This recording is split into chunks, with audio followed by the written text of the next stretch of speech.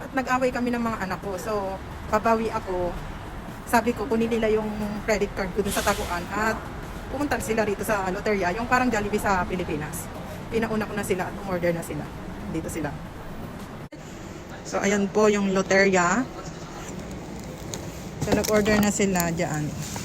Ikaw yung mag-e-encode ng ano mo rito. Ayan. Ito na yung kambal. Ayan.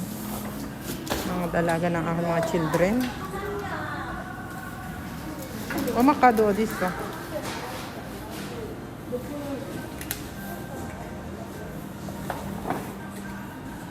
At syempre, mag-order din ako ng foods ko. Ito, mag-order ako. Self-order po dito.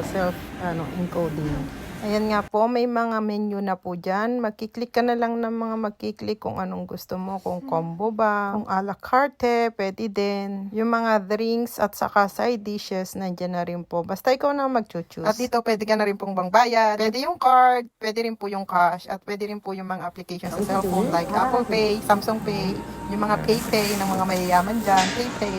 At yan mo na rin pala i-encode kung gusto mo ng dine-in or take-out. Tapos kung may membership ka at gusto mo magdagdag ng point, yan na rin. Ikaw na rin ang bahala. And after that, yan na rin po lalabas yung receipt at yung waiting number niyo.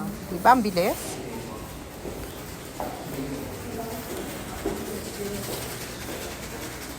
Oh, majari opsa. Ano ba?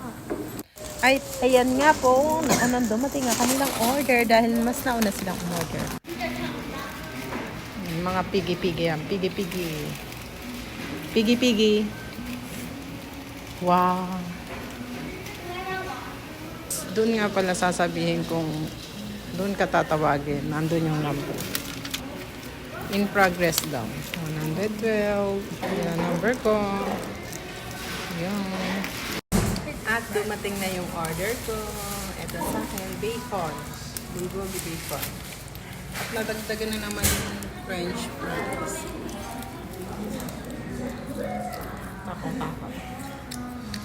Dito nga po pala sa Korea, Dito, hindi sauce, po ano kayo na? ipagliligpit ng pinagkainan nyo sa mga coffee shops at saka mga fast food. Kayo po mismo ang magbibitbit ng mga pinagkainan nyo sa counter or doon sa mga allocated na lagayan po ng mga trays at mga basura. So ito po yung culture po nila rito at talaga pong 100% na sinusunod ng mga At ito mga anak ko ay bata pa lang ay tinuturuan ko na ganun din ang gawin. Siyempre, minsan may mga kasama silang mga kaibigan, silang kakain dito, silang kakain sa fast food, hindi naman nila ako lagi lang ang kasama nila dahil malalaki na rin sila, dapat matututo na talaga sila. Alam naman po natin ang mga bata ay hindi natututo nang hindi tinuturuan ng mga matatanda. Kaya ayan, ang babait naman, masyadong masunuri. Siyempre, para nga naman may next time kay Oma.